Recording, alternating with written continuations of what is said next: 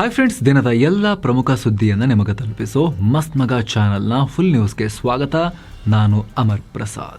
Iran America ಯುದ್ಧದಲ್ಲಿ ಅಮೆರಿಕದ 42ಕ್ಕೂ ಅಧಿಕ ಅತ್ಯಾಧುನಿಕ ಜೆಟ್ಗಳು ಮತ್ತು ಡ್ರೋನ್ಗಳು ನಾಶವಾಗಿವೆ, F-35ಗಳು ಸೇರಿದ ಹಾಗೆ ಅನ್ನೋ ಮಾಹಿತಿ ಬರ್ತಾ ಇದೆ.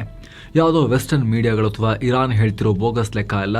ಅಮೆರಿಕದ ಸಂಸತ್ತಿಗೆ ಅಧಿಕೃತ ಮಾಹಿತಿ ಮತ್ತು ವಿಶ್ಲೇಷಣೆ ಕೊಡೋ ಕಾಂಗ್ರೆಷನಲ್ ರಿಸರ್ಚ್ ಸರ್ವಿಸ್ ಈ ಅಫಿಷಿಯಲ್ ರಿಪೋರ್ಟ್ ಅನ್ನ ರಿಲೀಸ್ ಮಾಡಿದೆ.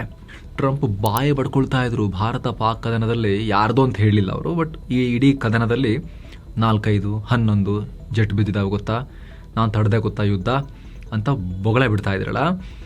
ಈಗ ಅಮೆರಿಕದ ಎಷ್ಟು ಹೋಗಿದೆ ಅಂತ ಗೊತ್ತಾಗಿದೆ. 42 ಮಿಲಿಟರಿ ಏರ್ಕ್ರಾಫ್ಟ್ಗಳು ಗಾನ್ ಅಂತ ಹೇಳಿ, ನಾಶವಾಗಿದೆ ಅಂತ ಹೇಳಿ, ಅಥವಾ ಸಿವಿಯರ್ಲಿ ಡ್ಯಾಮೇಜಸ್ ಆಗಿದೆ ಅಂತ ಹೇಳಿ. ಇದರಲ್ಲಿ ಒಂದು ಅಮೆರಿಕದ ಅತ್ಯಾಧುನಿಕ F-35 jet, 4 F-15 strike eagle jet, ಒಂದು A-10 ಥಂಡರ್ಬೋಲ್ಟ್ ಗ್ರೌಂಡ್ ಅಟ್ಯಾಕ್ ಜೆಟ್ಗಳು ನಾಶವಾಗಿವೆ. ಜೊತೆಗೆ ಒಂದು E-3 AWACS aircraft, 7 KC-135 stratotanker refuelling ಏರ್ಕ್ರಾಫ್ಟ್ಗಳು, 2 MC-130J ಕಮಾಂಡೋ 2 ಏರ್ಕ್ರಾಫ್ಟ್ಗಳನ್ನು ಅಮೆರಿಕ ಕಳ್ಕೊಂಡಿದೆ. ಹಾಗೆ ಒಂದು HH-60W ಜಾಲಿ ಗ್ರೀನ್ ಹೆಲಿಕಾಪ್ಟರ್, ಒಂದು MQ-4C ಟ್ರೈಟಾನ್ ಡ್ರೋನ್ ಮತ್ತು 24 MQ-9 ರೀಪರ್ ಡ್ರೋನ್ಗಳು ನಾಶವಾಗಿವೆ. ಅಷ್ಟು ಮಾತ್ರ ಅಲ್ಲ, ಉದ್ವಿಗ್ನತೆ ಇರೋದರಿಂದ ಈ ನಷ್ಟದ ಸಂಖ್ಯೆ ಮತ್ತಷ್ಟು ಹೆಚ್ಚಾಗಬಹುದು ಅಂತಲೂ ಕಾಂಗ್ರೆಷನಲ್ ರಿಸರ್ಚ್ ರಿಪೋರ್ಟ್ ಅಮೆರಿಕದಲ್ಲಿ ಎಚ್ಚರಿಕೆ ಕೊಟ್ಟಿದೆ. ಏನು, ಭಾರತ ಮತ್ತು ಇಟಲಿ ನಡುವಿನ ದ್ವಿಪಕ್ಷೀಯ ಬಾಂಧವ್ಯ ಮತ್ತಷ್ಟು ಗಟ್ಟಿಯಾಗಿದೆ. ಸದ್ಯ ರೋಮ್ನಲ್ಲಿರೋ PM ನರೇಂದ್ರ ಮೋದಿ ಇಟಲಿ ಪ್ರಧಾನಿ ಮೆಲನಿ ಜೊತೆಗೆ ಮಹತ್ವದ ಮಾತುಕತೆ ನಡೆಸಿದ್ದಾರೆ. ಈ ವೇಳೆ ಉಭಯ ರಾಷ್ಟ್ರಗಳ ಸಂಬಂಧವನ್ನ ಸ್ಪೆಷಲ್ ಸ್ಟ್ರಾಟಜಿಕ್ ಪಾರ್ಟ್ನರ್ಶಿಪ್ಗೆ ಏರಿಸಲಾಗಿದೆ ಅಂತ ಮೋದಿ ಘೋಷಿಸಿದ್ದಾರೆ. ಹಾಗೆ 2025-2029 ಅವಧಿಗೆ joint strategic action plan ready ಆಗ್ತಾ ಇದೆ. ದ್ವಿಪಕ್ಷೀಯ ವ್ಯಾಪಾರವನ್ನ 20 ಬಿಲಿಯನ್ ಯೂರೋಗೆ ಏರಿಸೋ ಟಾರ್ಗೆಟ್ ಇಟ್ಕೊಂಡಿದ್ದೀವಿ ಅಂತ ಮೋದಿ ಹೇಳಿದ್ದಾರೆ. ಇತ್ತ ಮೋದಿಯವರ ನಾಯಕತ್ವವನ್ನ ಇಟಲಿ ಪ್ರಧಾನಿ ಮೆಲನಿ ಹಾಡಿ ಹೊಗಳಿದ್ದಾರೆ. ಹಾಗೆ ಕಳೆದ 3.5 ವರ್ಷದಲ್ಲಿ ಇಬ್ಬರು 7 ಬಾರಿ ಮೀಟ್ ಆಗಿದ್ದೀವಿ ನಾವು, ಹೀಗಾಗಿ ಭಾರತ ಇಟಲಿ ನಡುವಿನ ಸಂಬಂಧ ಹೊಸ ಎತ್ತರಕ್ಕೆ ಹೋಗ್ತಾ ಇದೆ ಅಂತ ಮೆಲನಿ ಹೇಳಿದ್ದಾರೆ. ಏನು, PM ನರೇಂದ್ರ ಮೋದಿ ಇಟಲಿ ಪ್ರಧಾನಿ ಜಾರ್ಜಿಯಾ ಮೆಲನಿಗೆ ಮೆಲಡಿ ಚಾಕ್ಲೇಟ್ನ ಗಿಫ್ಟ್ ಕೊಟ್ಟಿದ್ದಕ್ಕೆ ರಾಹುಲ್ ಗಾಂಧಿ ಸಿಕ್ಕಾಪಟ್ಟೆ ಸಿಟ್ಟು ಮಾಡಿಕೊಂಡು ಕಿಡಿಕಾರಿದ್ದಾರೆ. ದೇಶದಲ್ಲಿ ಜನ ಕಣ್ಣೀರು ಹಾಕ್ತಿದ್ದಾರೆ, ಮೋದಿ ಮಾತ್ರ ರೀಲ್ಸ್ ಮಾಡ್ಕೊಂಡು ಓಡಾಡ್ತಾ ಇದ್ದಾರೆ ಅಂತ ಹೇಳಿ ವಿಪಕ್ಷ ನಾಯಕ ರಾಹುಲ್ ಗಾಂಧಿ ಅವರು ವಾಗ್ದಾಳಿ ಮಾಡಿದ್ದಾರೆ. ಯುದ್ಧ ಎಲ್ಲ ಆಗಿ ಇಲ್ಲಿ ದೊಡ್ಡ ಆರ್ಥಿಕ ಬಿಕ್ಕಟ್ಟಿನ ಬಿರುಗಾಳಿ ಬೀಸ್ತಾ ಇದೆ. ಇಟಲಿಯಲ್ಲಿ ನಗ್ನಗ್ತಾ ಚಾಕ್ಲೇಟ್, ಮೆಲಡಿ ಚಾಕ್ಲೇಟ್ ಅಂತ ಚಾಕ್ಲೇಟ್ ಹಂಚ್ಕೊಂಡು ರೀಲ್ ಮಾಡ್ಕೊಂಡು ಓಡಾಡ್ತಾ ಇದ್ದೀರಾ, ಇದು ಲೀಡರ್ಶಿಪ್ ಏನ್ರಿ ಇದು ಮೋದಿ ಅವರೇ, ಇದು ಅಪ್ಪಟ ನಾಟಕ ನಿಮ್ದು ಅಂತ ರಾಹುಲ್ ಗಾಂಧಿ ಟೀಕಾ ಪ್ರಹಾರ ಮಾಡಿದ್ದಾರೆ. ಇನ್ನೊಂದು ಹುಚ್ಚು ನೋಡಿ, ಇಲ್ಲಿ ಮೋದಿ ಮೆಲನಿ ಮೆಲಡಿ ಅಂತ ಹೇಳಿ ಮುಂಚೆ ಎಲ್ಲ ಸೋಷಿಯಲ್ ಮೀಡಿಯಾದಲ್ಲಿ ಹಾಕ್ತಾ ಇದ್ರಲ್ಲ ಇವ್ರ ಜೋಡಿಗೆ, ಅದಕ್ಕೆ ಇವರು ಮೋದಿ ಕೂಡ ಸ್ವಲ್ಪ ಅಲ್ಲಿ ಮ್ಯಾಚ್ ಆಗಲಿ ಅಂತ ಹೇಳಿ ಪಾರ್ಲೆ ಕಂಪನಿಯ ಮೆಲಡಿ ಚಾಕ್ಲೇಟ್ ಅಂತ ತೊಗೊಂಡೋಗಿ ಕೊಟ್ರ ಪ್ಯಾಕೆಟು, ಅದ್ರಲ್ಲಿ ಕಾಣಿಸ್ತಾ ಪಾರ್ಲೆದು ಅಂತ ಹೇಳಿ. ಪಾರ್ಲೆ ಕಂಪನಿಯ ಶೇರ್ಗಳು 5% ಜಂಪ್ ಆಗಿದ್ದಾವೆ, 5%. ಯಾರ್ದು? ಪಾರ್ಲೆ ಇಂಡಸ್ಟ್ರೀಸ್ ಕಂಪನಿದು ಶೇರ್ಗಳು 5% ಜಂಪ್ ಆಗಿದ್ದಾವೆ. ಆದರೆ ಇಲ್ಲಿ ಮಜಾ ಏನು ಅಂತ ಹೇಳಿದ್ರೆ, ಈ Parle industries company melody chocolate ತಯಾರಿಸಲ್ಲ. ಇನ್ನೊಂದು ಪಾರ್ಲೆ, ಅದು ಪಾರ್ಲೆ ಪ್ರಾಡಕ್ಟ್ಸ್ ಅನ್ನೋ ಅನ್ಲಿಸ್ಟೆಡ್ ಕಂಪನಿ, ಅದು ತಯಾರಿಸೋದು. ಕೇವಲ ಹೆಸರಿನ ಕನ್ಫ್ಯೂಷನ್ನಿಂದ ಹೂಡಿಕೆದಾರರು ಪಾರ್ಲೆ ಇಂಡಸ್ಟ್ರೀಸ್ ಮೇಲೆ ದುಡ್ಡನ್ನು ಸುರಿದಿದ್ದಾರೆ.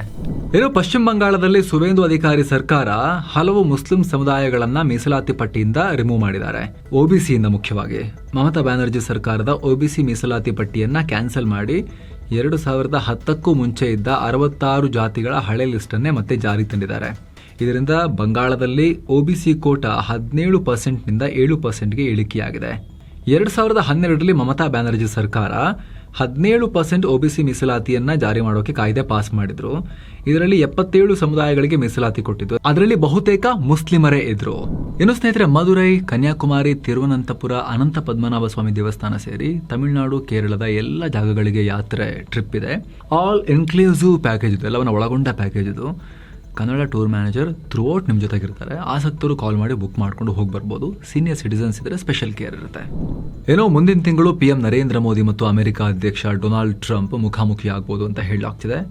ಫ್ರಾನ್ಸ್ನಲ್ಲಿ ನಡೆಯಲಿರೋ G7 ಶೃಂಗಸಭೆಯಲ್ಲಿ ಈ ಭೇಟಿ ನಡೆಯಬಹುದು ಅಂತ. ಜೂನ್ 15ರಿಂದ 17ನೇ ತಾರೀಕಿನವರೆಗೆ ಫ್ರಾನ್ಸ್ನಲ್ಲಿ ಈ ಮೀಟಿಂಗ್ ನಡೆಯುತ್ತೆ. ಫೆಬ್ರವರಿಯಲ್ಲಿ ಭಾರತಕ್ಕೆ ಬಂದಿದ್ದ ಫ್ರಾನ್ಸ್ ಅಧ್ಯಕ್ಷ ಮ್ಯಾಕ್ರಾನ್ ಈ ಸಭೆಗೆ ಬನ್ನಿ ಅಂತ ಮೋದಿಗೆ ಆಹ್ವಾನ ಕೊಟ್ಟಿದ್ರು. ಇತ್ತ ಅಮೆರಿಕ ಅಧ್ಯಕ್ಷ ಟ್ರಂಪ್ ಈ ಮೀಟಿಂಗ್ನಲ್ಲಿ ಪಾಲ್ಗೊಳ್ತಾರೆ ಅಂತ ವೈಟ್ ಹೌಸ್ ಅಧಿಕಾರಿಗಳು ಹೇಳಿದ್ದಾರೆ. 2025 ಫೆಬ್ರವರಿಯಲ್ಲಿ ಮೋದಿ ಮತ್ತು ಟ್ರಂಪ್ ವೈಟ್ ಹೌಸ್ನಲ್ಲಿ ಭೇಟಿಯಾಗಿದ್ರು, ಮತ್ತೆಲ್ಲೂ ಭೇಟಿಯಾಗಿಲ್ಲ. ಅದರಲ್ಲೂ ಕೂಡ ಟ್ಯಾರಿಫ್ ಗಲಾಟೆ ಎಲ್ಲ ಶುರುವಾದ್ಮೇಲೆ ಟ್ರಂಪ್ ಹತ್ರ ಕಾಣಿಸ್ಕೊಳ್ಳೋಕ್ಕೂ ಕೂಡ ಮೋದಿ ಹಿಂದೇಟು ಹಾಕ್ತಿದ್ದಾರೆ. ಈಗ ಈ G7 ಸಮಿಟ್ನಲ್ಲಿ ಇಬ್ಬರು ನಾಯಕರು ಬಹುತೇಕ ಮುಖಾಮುಖಿ ಆಗೋದು ಗ್ಯಾರಂಟಿ ಅಂತ ಹೇಳಲಾಗ್ತಿದೆ. ಏನು ಕೂಡ ಫೈನಲ್ ಅಂತ ಹೇಳೋಕ್ಕಾಗಲ್ಲ. ಮಧ್ಯದಲ್ಲಿ ಟ್ರಂಪ್ ಏನಾದರೂ ಕಿರಿಕಿರಿ ಮಾಡಿದ್ರೆ ಮತ್ತೆ ಮೋದಿ ನಾನು ಬರಲ್ಲ ಅಂತ ಹೇಳಿದ್ರು. ರೀಸೆಂಟಾಗಿ ರಿಪೋರ್ಟ್ಸ್ ಎಲ್ಲ ನೋಡಿರ್ಬೋದು ನೀವು. ಹಲವಾರು ಇಂಟರ್ನ್ಯಾಷನಲ್ ಇವೆಂಟ್ ಸೇರಿದ ಹಾಗೆ ಅಮೆರಿಕಗೂ ಕೂಡ ಕೆನಡಾದಿಂದ ಹೋಗ್ಬೇಕಾದ್ರೆ ಬನ್ನಿ ಅಂತ ಕರೆದ್ರೂ ಕೂಡ ಮೋದಿ ಹೋಗಿರಲಿಲ್ಲ. ಸೊ ಈಗಲೂ ಕೂಡ ಅಷ್ಟೇ ಮುಖಾಮುಖಿ ಆಗ್ಬೋದು ಅಂತ ಹೇಳಿದ್ರು ಕೂಡ ಟ್ಯಾರಿಫ್ ವಿಚಾರಕ್ಕೆ ಸಂಬಂಧಪಟ್ಟಂತೆ ಟೋಟಲ್ ಕ್ಲಾರಿಟಿ ಸಿಗೋ ತನಕ, ಡೀಲ್ ಫೈನಲೈಸ್ ಆಗೋ ತನಕ ಇದು ಈ ಮುಖಾಮುಖಿ ಸ್ವಲ್ಪ ಪ್ರಶ್ನಾರ್ಥಕ ಚಿಹ್ನೆ ಇದ್ದೇ ಇರುತ್ತೆ. ಇದೇ ವೇಳೆ ರಷ್ಯಾ ಅಧ್ಯಕ್ಷ ಪುಟಿನ್ ಜೊತೆಗೆ ಚೀನಾ ಅಧ್ಯಕ್ಷ ಶಿ ಜಿನ್ಪಿಂಗ್ ಭಾರತಕ್ಕೆ ಬರ್ತಾರೆ ಅನ್ನೋ ವರದಿಗಳು ಬಂದಿವೆ. ಸೆಪ್ಟೆಂಬರ್ 12 ಮತ್ತು 13ನೇ ತಾರೀಕು ಭಾರತದ ಅಧ್ಯಕ್ಷತೆಯಲ್ಲಿ ದಿಲ್ಲಿಯಲ್ಲಿ ಬ್ರಿಕ್ಸ್ ಸಮಿಟ್ ಇದೆಯಲ್ಲ, ಅದರಲ್ಲಿ ಪಾಲ್ಗೊಳ್ಳಕ್ಕೆ. ಹಾಗೇನಾದ್ರೂ ಜಿನ್ಪಿಂಗ್ ಬಂದ್ರೆ 2019 ಬಳಿಕ ಫಸ್ಟ್ ಟೈಮ್ ಅವರು ಭಾರತಕ್ಕೆ ಬಂದಂತಾಗುತ್ತೆ. 2020 ಗಡಿ ಸಂಘರ್ಷದ ಬಳಿಕ ಸಂಬಂಧ ಸ್ವಲ್ಪ ಹಾಳಾಗಿತ್ತು. ಆದರೆ ಇತ್ತೀಚೆಗೆ ಸಂಬಂಧ ಸುಧಾರಣೆ ಆಗ್ತಾ ಇದೆ. 2024 ರಷ್ಯಾ ಸಭೆ ಬಳಿಕ, ಆಮೇಲೆ ಮೋದಿ ಕೂಡ ಚೀನಾಗೆ ಹೋದ್ರಲ್ಲ SCO ಸಮ್ಮಿಟ್ಗೆ, ಅದೆಲ್ಲ ಆದ್ಮೇಲೆ ಸ್ವಲ್ಪ ಸಂಬಂಧ ಸುಧಾರಿಸಿದೆ. 2025 ಪಹಲ್ಗಾಮ್ ಉಗ್ರ ದಾಳಿ ಕೇಸ್ನಲ್ಲಿ ಪಾಕ್ನ ದೊಡ್ಡ ಷಡ್ಯಂತ್ರ ಬಯಲಾಗಿದೆ. 26 ಜನರನ್ನ ಬಲಿ ಪಡೆದಿದ್ದ ಈ ಪ್ರಕರಣದಲ್ಲಿ NIA 15 December 2025 charge sheet submit ಮಾಡಿತ್ತು. ಈಗ ಚಾರ್ಜ್ ಶೀಟ್ನಲ್ಲಿರೋ ಮಾಹಿತಿ ಹೊರಬಂದಿದೆ. ಈ ದಾಳಿಯ ಮಾಸ್ಟರ್ ಮೈಂಡ್ ಪಾಕ್ನ ಸೈಫುಲ್ಲಾ ಅಲಿಯಾಸ್ ಸಾಜಿದ್ ಜಟ್ ಅಂತ ಗುರುತಿಸಲಾಗಿದೆ. ಈ ಸಾಜಿದ್ ಲಷ್ಕರ್ ಹಾಗೂ ಅದರ ಪ್ರಾಕ್ಸಿ TRF ಉಗ್ರ ಸಂಘಟನೆಗಳ ಕಮಾಂಡರ್. ಪಾಕ್ನ ಲಾಹೋರ್ನಲ್ಲೇ ಕುಳಿತು ಈತ ಉಗ್ರರಿಗೆ ನಿರಂತರವಾಗಿ ಡೈರೆಕ್ಷನ್ಸ್ ಕೊಡ್ತಾ ಇದ್ದ. ಹೀಗಾಗಿ ಲಷ್ಕರ್ ಮತ್ತು TRF ಮೂಲಕ ಉಗ್ರರು ದಾಳಿ ಮಾಡಿದ್ದಾರೆ.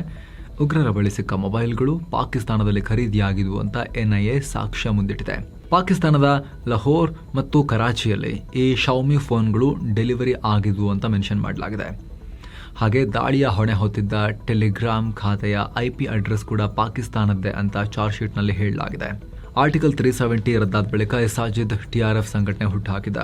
ಸದ್ಯ ಮೋಸ್ಟ್ ವಾಂಟೆಡ್ ಆಗಿರೋ ಈ ಸಾಜಿದ್ ಬಗ್ಗೆ ಸುಳಿವು ಕೊಟ್ಟವರಿಗೆ 10 ಲಕ್ಷ ರೂಪಾಯಿ ಬಹುಮಾನವನ್ನು ತಲೆ ಮೇಲೆ ಘೋಷಿಸಲಾಗಿದೆ. ಜಾಗತಿಕ ಇಂಧನ ಕ್ರೈಸಿಸ್ ನಡುವೆನೆ ಎಥೆನಾಲ್ ಮಿಕ್ಸಿಂಗ್ ಅನ್ನ ಪೆಟ್ರೋಲ್ನಲ್ಲಿ ನೆಕ್ಸ್ಟ್ ಲೆವೆಲ್ಗೆ ತಗೊಂಡು ಹೋಗಲಾಗ್ತಾ ಇದೆ. ಭಾರತದಲ್ಲಿ ಪೆಟ್ರೋಲ್ನಲ್ಲಿ E22, E25, E27 ಮತ್ತು E30 ಅಂದ್ರೆ 30% ವರೆಗೂ ಎಥೆನಾಲ್ ಮಿಕ್ಸ್ ಮಾಡೋಕೆ ಹೊಸ ಸ್ಪೆಸಿಫಿಕೇಶನ್ ರಿಲೀಸ್ ಮಾಡಿದೆ ಈಗ ಕೇಂದ್ರ ಸರ್ಕಾರ.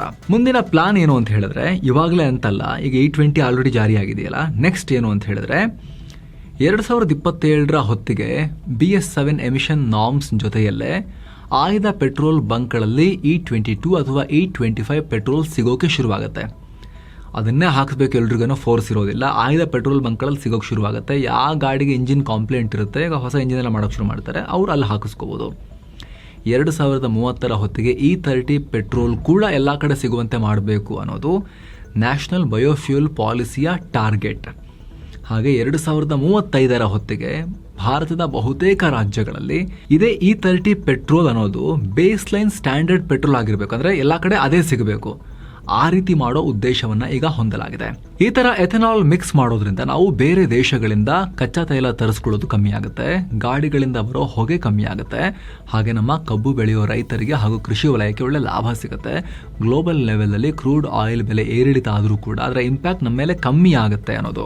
ಇಷ್ಟು ಮಾತ್ರ ಅಲ್ಲ, ಅಲ್ಟಿಮೇಟ್ ಟಾರ್ಗೆಟ್ E85 ಅಂದ್ರೆ 85% ಎಥೆನಾಲ್ ಇರೋ ಪೆಟ್ರೋಲ್ ತರೋ ಬಗ್ಗೆ ಸರ್ಕಾರ ಥಿಂಕ್ ಮಾಡ್ತಿದೆ.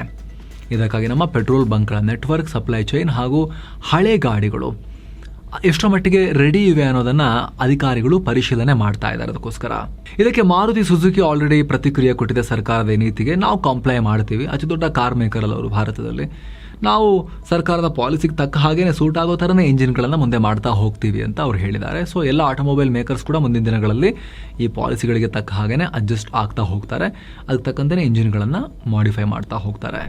ಏನೋ ಮಿಡಲ್ ಈಸ್ಟ್ ಸಂಘರ್ಷದ ಎಫೆಕ್ಟ್ನಿಂದ ಕರ್ನಾಟಕದಲ್ಲಿ 38,000 ಟನ್ ರಸಗೊಬ್ಬರ ಕೊರತೆ ಉಂಟಾಗಿದೆ ಅಂತ ಕೃಷಿ ಸಚಿವ ಚಲುವರಾಯಸ್ವಾಮಿ ಹೇಳಿದ್ದಾರೆ.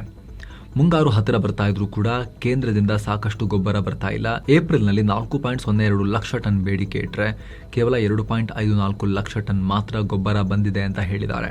ರಾಜ್ಯದಲ್ಲಿ ಸದ್ಯ 14,000 ಟನ್ ಯೂರಿಯಾ ಕೊರತೆ ಇದೆ. ಈ ಬಗ್ಗೆ ಕೇಂದ್ರದೊಂದಿಗೆ ರಾಜ್ಯ ಸರ್ಕಾರ ಮಾತುಕತೆ ನಡೆಸ್ತಾ ಇದೆ.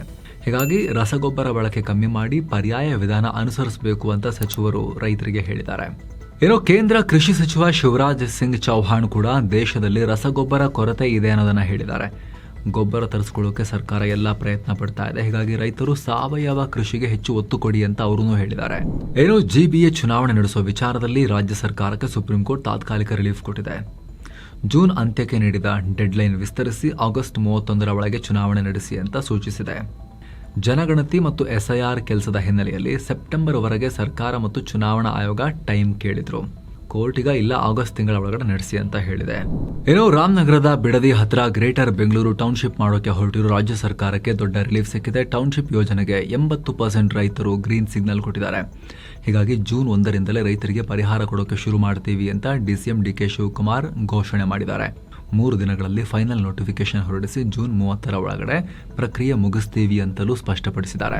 ಇನ್ನು ಆನೇಕಲ್ನಲ್ಲಿ ಬೆಂಗಳೂರಿನ 2ನೇ ಅಂತಾರಾಷ್ಟ್ರೀಯ ಕ್ರಿಕೆಟ್ ಸ್ಟೇಡಿಯಂ ನಿರ್ಮಾಣಕ್ಕೆ ತೀವ್ರ ವಿರೋಧ ವ್ಯಕ್ತವಾಗಿದೆ. 900 ಕೋಟಿ ರೂಪಾಯಿ ವೆಚ್ಚದ ಈ ಯೋಜನೆಯನ್ನ ಕೈ ಬಿಡಬೇಕು ಅಂತ ರೈತರು ಕರ್ನಾಟಕ ರಾಷ್ಟ್ರ ಸಮಿತಿಯವರು ಆಗ್ರಹ ಮಾಡಿದ್ದಾರೆ. ಬನ್ನೇರುಘಟ್ಟ ಉದ್ಯಾನವನದಿಂದ ಕೇವಲ 1.5 ಕಿಲೋಮೀಟರ್ ದೂರದಲ್ಲಿ ಕ್ರೀಡಾಂಗಣ ನಿರ್ಮಾಣ ಆಗ್ತಿದೆ. ಇದರಿಂದ ಅಲ್ಲಿನ ವನ್ಯಜೀವಿಗಳು ಮತ್ತು ಪರಿಸರ ವ್ಯವಸ್ಥೆ ಮೇಲೆ ತುಂಬ ಕೆಟ್ಟ ಪರಿಣಾಮ ಆಗಬಹುದು, ಇಲ್ಲಿ ಬೇಡ ಅಂತ ಹೇಳ್ತಿದ್ದಾರೆ. ಹಾಗೆ ಪರಿಸರ ಸೂಕ್ಷ್ಮ ವಲಯದ ಪ್ರಕರಣ ಕೋರ್ಟ್ನಲ್ಲಿದ್ರೂ ಕೂಡ ಪ್ರಾಜೆಕ್ಟ್ ಮುಂದುವರೆಸಿದ್ದಕ್ಕೆ ಆಕ್ರೋಶ ವ್ಯಕ್ತಪಡಿಸಿದ್ದಾರೆ. ರಾಮನಗರದ ಬೆನ್ನಲ್ಲೇ ಇದೀಗ ತುಮಕೂರು ಜಿಲ್ಲೆಯ ಹೆಸರು ಬದಲಾವಣೆಯ ಪ್ರಸ್ತಾವ ಶುರುವಾಗಿದೆ. ತುಮಕೂರನ್ನ ಬೆಂಗಳೂರು ಉತ್ತರ ಜಿಲ್ಲೆ ಅಂತ ಘೋಷಿಸಿ ಅಂತ ಗೃಹ ಸಚಿವ ಪರಮೇಶ್ವರ್ ಇತ್ತೀಚೆಗೆ ಸರ್ಕಾರಕ್ಕೆ ಆಗ್ರಹ ಮಾಡಿದ್ರು. ವಿದೇಶದವರಿಗೂ ಸುಲಭವಾಗಿ ಅರ್ಥ ಆಗೋಕೆ ಈ ರೀತಿ ಮಾಡಬೇಕು ಅಂತ ಪರಮೇಶ್ವರ್ ಹೇಳಿದ್ರು. ಸಚಿವರ ಈ ಹೊಸ ಪ್ರಸ್ತಾವನೆಗೆ DCM DK ಶಿವಕುಮಾರ್ ಕೂಡ ಸಪೋರ್ಟ್ ಮಾಡಿದ್ರು. ಹಾಗೆ ತುಮಕೂರಿಗೆ ಮೆಟ್ರೋ ಸಂಪರ್ಕ ಹಾಗೂ 2ನೇ ಏರ್ಪೋರ್ಟ್ ನಿರ್ಮಾಣಕ್ಕೂ ಪರಮೇಶ್ವರ್ ಮನವಿ ಮಾಡಿದ್ರು. ಇದ್ರ ಬಗ್ಗೆ ನಾವು ಕೂಡ ಹಿಂದೆನೂ ಕೂಡ ಹೇಳಿದ್ವಿ, ಈ ಅರ್ಥ ಹೆಸರು ಚೇಂಜ್ ಮಾಡಿದ ತಕ್ಷಣ ಆಗ್ಬಿಡುತ್ತಾ ಅಂತ ಹೇಳಿ. ಕೆಲಸ ಮಾಡ್ಬೇಕಲ್ವಾ, ಬರೀ ಹೆಸರು ಸಾಕ ಅಂತ. ಎಲ್ಲ ಕಡೆ ಗ್ರೇಟರ್ ಬೆಂಗಳೂರು ಅಂತ ಇಟ್ಬಿಡ್ಬೋದಲ್ಲ, ಇಡೀ ಸ್ಟೇಟ್ಗೆ ಗ್ರೇಟರ್ ಬೆಂಗಳೂರು ರಾಜ್ಯ ಅಂತೇಳಿ. ಅಥವಾ ಬೆಂಗಳೂರು ಸುತ್ತ ಇರೋ ಎಲ್ಲ ಜಿಲ್ಲೆಗಳಿಗೂ ಕೂಡ Bengaluru west, Bengaluru east, Bengaluru north east, Bengaluru south west ಹಿಂಗಿಡ್ತಾ ಹೋದರೆ ಆಗ್ಬಿಡುತ್ತಾ ಅಂತಲೇ ಚರ್ಚೆ ಇರೋದು. ಇವರು ಯಾಕೋ ಹಿಡ್ಕೊಂಡ್ಬಿಟ್ಟಿದ್ದಾರೆ, ನಮಗೆ ಬೆಂಗಳೂರು ಉತ್ತರ, ಬೆಂಗಳೂರು ದಕ್ಷಿಣ, ಈ ಥರ ಎಲ್ಲ ಜಿಲ್ಲೆಗಳ ಹೆಸರನ್ನ ಬದಲಾವಣೆ ಮಾಡೋಣ ಅಂತ ಹೇಳಿ ಕೂತ್ಕೊಂಡಿದ್ದಾರೆ. ತುಮಕೂರಿಗೆ ಈಗ ಮಾಡಬೇಕು ಅಂತ. ಇನ್ನು ಭಾರತದ ಡಿಫೆನ್ಸ್ ಸೆಕ್ಟರ್ನಲ್ಲಿ ಇದೀಗ ಖಾಸಗಿ ಕಂಪನಿಗಳು ಕೂಡ ಸದ್ದು ಮಾಡ್ತಿವೆ. ಈಗ ಖಾಸಗಿ ರಕ್ಷಣಾ ವಲಯದ ಕಂಪನಿ ನಿಬೆ ಲಿಮಿಟೆಡ್ ಒಡಿಶಾದ ಚಂಡಿಪುರ್ ಟೆಸ್ಟಿಂಗ್ ರೇಂಜ್ನಲ್ಲಿ ಮಿಸೈಲ್ ಟೆಸ್ಟ್ ಮಾಡಿದೆ. ಕ್ಷಿಪಣಿ ಹೆಸರು ಸೂರ್ಯಾಸ್ತ್ರ. ಇದೊಂದು ಲಾಂಗ್ ರೇಂಜ್ ರಾಕೆಟ್ ಸಿಸ್ಟಮ್. ಒಟ್ಟು 150 ಮತ್ತು 300 ಕಿಲೋಮೀಟರ್ ರೇಂಜ್ನ 2 ರಾಕೆಟ್ಗಳನ್ನು ಟೆಸ್ಟ್ ಮಾಡಲಾಗಿದೆ. ಟೆಸ್ಟಿಂಗ್ ವೇಳೆ ರಾಕೆಟ್ಗಳು ಪಿನ್ ಪಾಯಿಂಟ್ ಅಕ್ಯುರಸಿಯಲ್ಲಿ ಟಾರ್ಗೆಟ್ಗಳನ್ನು ಹೊಡೆದು ಹಾಕಿವೆ. ಸೇನೆಯ ಆರ್ಡರ್ ಮೇರೆಗೆ ಸ್ಪೆಷಲ್ ರಾಕೆಟ್ಗಳನ್ನು ಡೆವಲಪ್ ಮಾಡಲಾಗ್ತಿದೆ. ಶತ್ರುಗಳ ಕ್ಯಾಂಪ್, ರೆಡಾರ್ ಮತ್ತು ಕಮಾಂಡ್ ಸೆಂಟರ್ಗಳ ಮೇಲೆ ಬಹಳ ದೂರದಿಂದಲೇ ದಾಳಿ ಮಾಡೋಕೆ ರಾಕೆಟ್ಗಳು ಸೇನೆಗೆ ಹೆಲ್ಪ್ ಮಾಡಲಿವೆ. ಇನ್ನು ಉಗ್ರ ಸಂಘಟನೆಗೆ ಯುವಕರನ್ನ ನೇಮಿಸಿಕೊಳ್ತಾ ಇದ್ದ ಅಪರಾಧಿ ಹಮ್ರಾಜ್ ವರ್ಷಿದ್ ಶೇಖ್ಗೆ NIA ಕೋರ್ಟ್ 7 ವರ್ಷ ಜೈಲು ಶಿಕ್ಷೆಯನ್ನು ವಿಧಿಸಿದೆ. 63,000 ರೂಪಾಯಿ ದಂಡವನ್ನು ಕೂಡ ವಿಧಿಸಿದ್ದಾರೆ. ಮಹಾರಾಷ್ಟ್ರ ಮೂಲದ ಹಮ್ರಾಜ್ ಆನ್ಲೈನ್ ಮೂಲಕ ಯುವಕರನ್ನ ಭಯೋತ್ಪಾದನೆಗೆ ಎಳಿತಾ ಇದ್ದ. ವಿಚಾರಣೆ ವೇಳೆ ಈ ಹಮ್ರಾಜ್ ಕೋರ್ಟ್ ಮುಂದೆ ತಾನು ಕೂಡ ತಪ್ಪನ್ನ ಒಪ್ಪಿಕೊಂಡಿದ್ದ. ಈಗ ಶಿಕ್ಷೆ ಪ್ರಕಟ ಆಗಿದೆ. ಇನ್ನು ಸೇನಾ ಟೆಂಡರ್ ಕೊಡಿಸೋಕೆ 50 ಲಕ್ಷ ರೂಪಾಯಿ ಲಂಚ ಪಡೆದಿದ್ದ ಆರೋಪದ ಮೇಲೆ ಆರ್ಮಿ ಕರ್ನಲ್ ಒಬ್ಬರನ್ನ CBI ಅರೆಸ್ಟ್ ಮಾಡಿದೆ. ಸೇನೆಯಲ್ಲಿ ಭ್ರಷ್ಟಾಚಾರ ಮಾಡ್ತಿದ್ದ ವ್ಯಕ್ತಿ. ಬಂಧಿತರನ್ನ ಕೋಲ್ಕತ್ತಾದ ಈಸ್ಟರ್ನ್ ಕಮಾಂಡ್ನ ಕರ್ನಲ್ ಹಿಮಾಂಶು ಬಾಲಿ ಅಂತ ಗುರುತಿಸಲಾಗಿದೆ. ಇತ್ತ ನೀಟ್ ಪ್ರಶ್ನೆ ಪತ್ರಿಕೆ ಲೀಕ್ ಕೇಸ್ನಲ್ಲೂ ಕೂಡ ಬುಲ್ಡೋಸರ್ ಆಕ್ಷನ್ ಆಗಿದೆ. CBIನಿಂದ ಅರೆಸ್ಟ್ ಆಗಿರೋ ಮಹಾರಾಷ್ಟ್ರ ಮೂಲದ ಶಿವರಾಜ್ ಮೋಟೆಗಾಂವ್ಕರ್ ಅನ್ನೋ ಆರೋಪಿಯ RCC ಕೋಚಿಂಗ್ ಕ್ಲಾಸ್ ಕಟ್ಟಡವನ್ನು ತೆರವು ಮಾಡಲಾಗ್ತಿದೆ. ಪುಣೆಯಲ್ಲಿರೋ ಈ ಕೋಚಿಂಗ್ ಸೆಂಟರ್ ಬರೋಬ್ಬರಿ 3.20 ಕೋಟಿ ರೂಪಾಯಿ ಆಸ್ತಿ ತೆರಿಗೆ ಬಾಕಿ ಉಳಿಸ್ಕೊಂಡಿತ್ತು. ಅನುಮತಿ ಇಲ್ಲದೆ ವಾಣಿಜ್ಯ ಉದ್ದೇಶಕ್ಕೆ ಕಟ್ಟಡ ಬಳಕೆ, ಅಕ್ರಮ ಪಾರ್ಕಿಂಗ್ ಮತ್ತು ಅನಧಿಕೃತ ನಿರ್ಮಾಣ ಮಾಡಿಕೊಂಡಿದ್ರು. ಹೀಗಾಗಿ ಪುಣೆ ಮಹಾನಗರ ಪಾಲಿಕೆ ಆಕ್ಷನ್ ತಗೊಂಡಿದೆ. ಮೆಡಿಕಲ್ ಶಾಪ್ನವರ ಮುಷ್ಕರ ಇತ್ತಲ್ಲ, ಬಂದ್ಗೆ ಮಿಶ್ರ ಪ್ರತಿಕ್ರಿಯೆ ವ್ಯಕ್ತವಾಗಿದೆ. ಆನ್ಲೈನ್ನಲ್ಲಿ ಔಷಧ ಮಾರಾಟ ಮಾಡೋದನ್ನು ವಿರೋಧಿಸಿ ಬಂದ್ಗೆ ಕರೆ ಕೊಡಲಾಗಿತ್ತು. ಮಧ್ಯಪ್ರದೇಶ, ತಮಿಳುನಾಡಿನಲ್ಲಿ ಬಂದ್ ಸ್ವಲ್ಪ ಸಕ್ಸಸ್ಫುಲ್ ಆಗಿದೆ. ಬೆಂಗಳೂರಿನಲ್ಲೂ ಕೂಡ ಒಳ್ಳೆಯ ರೆಸ್ಪಾನ್ಸ್ ಸಿಕ್ಕಿದೆ. ನಗರದಲ್ಲಿ 5,000ಕ್ಕೂ ಅಧಿಕ ಮೆಡಿಕಲ್ ಶಾಪ್ಗಳು ಬಂದಾಗಿದ್ವು. ರೋಗಿಗಳು ಸ್ವಲ್ಪ ಪರದಾಡಿದ್ರು. ಆದರೆ ಆಸ್ಪತ್ರೆಗಳ ಒಳಗಿರೋ ಮೆಡಿಕಲ್ ಸ್ಟೋರ್ಗಳು ಎಂದಿನಂತೆ ಕೆಲಸ ಮಾಡಿವೆ. ತುರ್ತು ಸೇವೆಗಳಿಗೆ ಯಾವುದೇ ರೀತಿ ತೊಂದರೆ ಆಗದಂತೆ ಎಚ್ಚರಿಕೆ ವಹಿಸಲಾಗಿತ್ತು. PM ಮೋದಿ ನಾರ್ವೆ ಪ್ರವಾಸದ ವೇಳೆ ಪ್ರೆಸ್ ಕಾನ್ಫರೆನ್ಸ್ ಕಾಂಟ್ರವರ್ಸಿಗೆ ಸಂಬಂಧಪಟ್ಟಂತೆ Norway PM Jonas Gahr store react ಮಾಡಿದ್ದಾರೆ. ಭಾರತವನ್ನು ಬೆಂಬಲಿಸಿನೇ ಅವರು ಮಾತನಾಡಿದ್ದಾರೆ. ನೋಡ್ರಿ, ಭಾರತ ಒಂದು ಪ್ರಜಾಪ್ರಭುತ್ವ ರಾಷ್ಟ್ರ. 150 ಕೋಟಿ ಜನರಿರುವ ದೇಶದಲ್ಲಿ ಬೇರೆ ಬೇರೆ ಕಲ್ಚರ್, ಇತಿಹಾಸ ಹಾಗೂ ಧರ್ಮಗಳಿವೆ. ಅಲ್ಲದೆ ಭಾರತದ ಡೆಮೋಕ್ರಸಿಗೆ ನೀವು ರೆಸ್ಪೆಕ್ಟ್ ಕೊಡಿ ಅಂತ ಆ ಪತ್ರಕರ್ತೆ ಹೆಲ್ಲಿ ಲಿಂಗ್ಗೆನೆ ಅವರು ಹೇಳಿದ್ದಾರೆ. ಮೋದಿಗೆ ಅವರು ಭಾರತದಲ್ಲಿ ಮಾನವ ಹಕ್ಕುಗಳ ಉಲ್ಲಂಘನೆ ಆಗ್ತಿದೆ ಅಂತೇಳಿ ಹೇಳಿದ್ರು. ಪ್ರಶ್ನೆಗಳನ್ನ ಕೇಳಿದ್ರು, ಉತ್ತರ ಕೊಡ್ರಿ ಅಂತೆಲ್ಲ ಹೇಳಿದ್ರು. ಮೋದಿ ಅದಕ್ಕೆ ರಿಯಾಕ್ಟ್ ಮಾಡದೆ ಅಲ್ಲಿಂದ ಹೋಗಿದ್ರು. ವಿವಾದ ಆಗಿತ್ತು, ನಿಮ್ಗೆ ಗೊತ್ತಿರ್ಬೋದು. ಓಕೆ, ಇದು ನಾರ್ವೆ ವಿಚಾರ. ಆದರೆ ಮೋದಿ ಪ್ರೆಸ್ ಕಾನ್ಫರೆನ್ಸ್ ಅಲ್ಲಿ ಮಾತಾಡಲ್ಲ ಅನ್ನೋದು ನಾರ್ವೆದಲ್ಲ, ಇಲ್ಲೂ ಕೂಡ ಭಾರತದಲ್ಲೂ ಕೂಡ ಸತ್ಯ. ಅದು 2014ರಲ್ಲಿ ಅಧಿಕಾರಕ್ಕೆ ಬಂದಾಗಿನಿಂದ ಇಲ್ಲಿವರೆಗೆ 12 ವರ್ಷಗಳಲ್ಲಿ ಮೋದಿಯವರು ಒಂದೇ ಒಂದು ಓಪನ್ ಪ್ರೆಸ್ ಕಾನ್ಫರೆನ್ಸ್ ನಡೆಸಿಲ್ಲ. ಏನು ಓಪನ್ ಪ್ರೆಸ್ ಕಾನ್ಫರೆನ್ಸ್ ಅಂದರೆ, ಬೇರೆ ಬೇರೆ ಮಾಧ್ಯಮಗಳ ಪತ್ರಕರ್ತರಿದ್ದಾರೆ, ಇವರು ಪ್ರಶ್ನೆಗಳನ್ನು ತಗೊಂಡು ಅಲ್ಲಿ ಬರೋ ಪ್ರಶ್ನೆಗಳಿಗೆ ಉತ್ತರವನ್ನು ಕೊಡ್ತಾ ಹೋಗಬೇಕು. ಫಾಲೋಅಪ್ ಕ್ವಶನ್ ಕೇಳಿದ್ರು ಕೂಡ ಅದಕ್ಕೆ ಆನ್ಸರ್ ಮಾಡಬೇಕು. ಉತ್ತರವನ್ನು ಆ ಥರ ಯಾವುದೇ ಪ್ರೆಸ್ ಕಾನ್ಫರೆನ್ಸನ್ನು ಅಟೆಂಡ್ ಮಾಡಿಲ್ಲ. ಸಾಮಾನ್ಯವಾಗಿ ಡಿಕ್ಟೇಟರ್ಶಿಪ್ ಇರೋ ಕಡೆ ಎಲ್ಲ ಇದೆಲ್ಲ ಇರೋದಿಲ್ಲ. ಆದರೆ ಪ್ರಜಾಪ್ರಭುತ್ವ ರಾಷ್ಟ್ರಗಳಲ್ಲಿ ಪ್ರೆಸ್ ಕಾನ್ಫರೆನ್ಸ್ ನಡೆಸ್ತಾ ಹೋಗೋದು ತುಂಬ ಹಳೆಯ ಸಂಪ್ರದಾಯ. ಅದು ಅಲ್ಲೇನಾಗುತ್ತೆ, ತಕ್ಷಣದ ಪ್ರಶ್ನೆಗಳು ಹಾಗೂ ಸಮಾಜದ ಬೇರೆ ಬೇರೆ ವರ್ಗಗಳನ್ನು ಪ್ರತಿನಿಧಿಸೋ ರೀತಿಯಲ್ಲಿ ಪತ್ರಕರ್ತರು ಬೇರೆ ಬೇರೆ ಬರ್ನಿಂಗ್ ಇಶ್ಯೂಸ್ ಬಗ್ಗೆ ಪ್ರಶ್ನೆಗಳನ್ನು ಕೇಳ್ತಾರೆ. ನಾಯಕರು ಯಾವ ಥರ ಥಿಂಕ್ ಮಾಡ್ತಾರೆ ಅಂಥೇಳಿ ಅಳೆಯುವ ಪ್ರಯತ್ನವನ್ನು ಮಾಡ್ತಾರೆ. ಅವ್ರನ್ನಾರು ಉತ್ತರ ಕೊಟ್ಟರೆ ಸಮಾಧಾನ ಆಗಿಲ್ಲ ಅಂದರೆ ಇಮಿಡಿಯೇಟ್ಲಿ ಫಾಲೋಅಪ್ ಕ್ವಶನ್ ಕೇಳ್ತಾರೆ.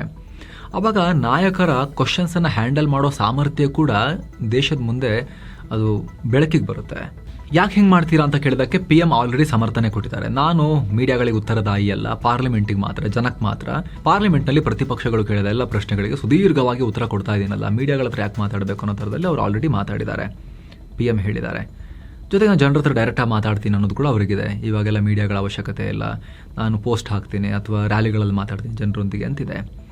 ಆದರೆ ಅಲ್ಲೇನಾಗುತ್ತೆ ಅಂದರೆ ಅವ್ರು ಏನು ಹೇಳ್ತಾರೆ ಅದು ಮಾತ್ರ ಇರುತ್ತೆ, ಫಾಲೋಅಪ್ ಕ್ವಶನ್ಸ್ ಇರಲ್ವಲ್ಲ ಅಲ್ಲಿ. ಅದೇನಾಗುತ್ತೆ ಅಂತ ಹೇಳಿದ್ರೆ ಒಂಥರ ಮೋನೋಲಾಗ್ ಥರ. ಅವರು ಮುಂಚೆನೇ ಪ್ರೀ ಡಿಸೈಡೆಡ್ ವೇನಲ್ಲಿ, ಪ್ರೀ ಡಿಸೈಡೆಡ್ ಟರ್ಮ್ಸ್ನಲ್ಲಿ ಅವ್ರೇನು ಹೇಳಬೇಕು ಅದನ್ನು ಹೇಳಿಬಿಟ್ಟು ಹೋಗ್ತಾರೆ.